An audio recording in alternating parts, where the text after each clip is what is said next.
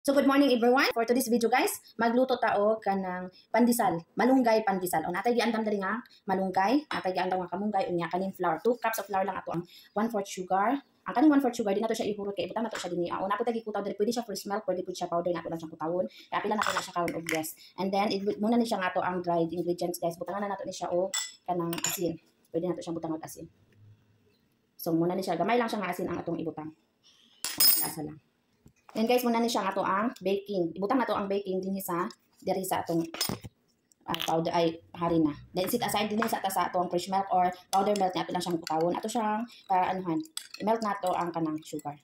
And then yes, ano siyang yes, 1 tablespoon of yes. Ato siyang i-melt diri.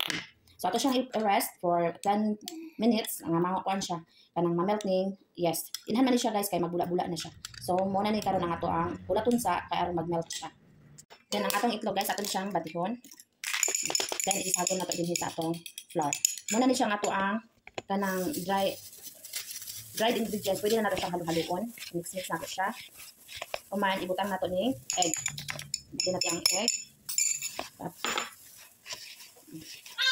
Then, butter. Uy, na-melt na ang atong butter. Butter.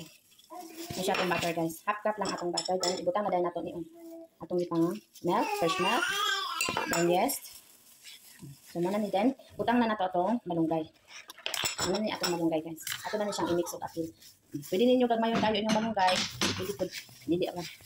Then ato na siyang imikos-mikos guys. Hantod nga ma-mix siya maayo. Mix na nato siya. Then mo add ta little oil. Oil ta gamay lang. 1 tablespoon.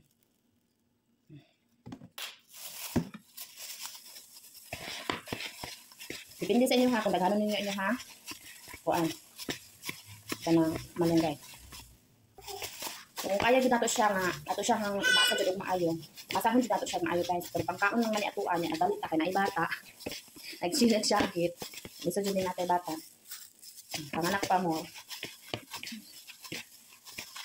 Ano siya guys. So, ato na ni siya nga dumog-dumog og maayo guys. Ato na ni siya patubuon for 1 hour. Hindi na jud makaja akong bata. No, ilan man siya mutubo na kay mag-double size siya. Mag-alsa siya. So, wait sa tani.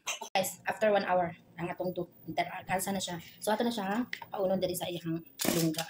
Then, ato siya kaso na to ni siya. Slice na to siya into 4.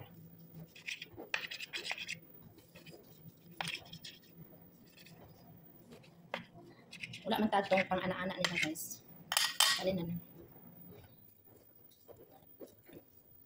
Ang yes nga napalit sa kung amo di siya nindot amot naman ni. So ato siyang i-roll gamay na mura siya kanang ibutido kunuhay. Wala ta nag-gloves kay. Nya ato siyang i-slice on. Then nag-andam na ko upuan guys. Ana na siya pag-slice. Andam na ta og breadcrumbs. Ato na ni siyang budburan og breadcrumbs. Ano siya guys. Ato siyang i-ana sa breadcrumbs. Tuyok-tuyok lang nato ginagmay. Manibutang na nato diri sa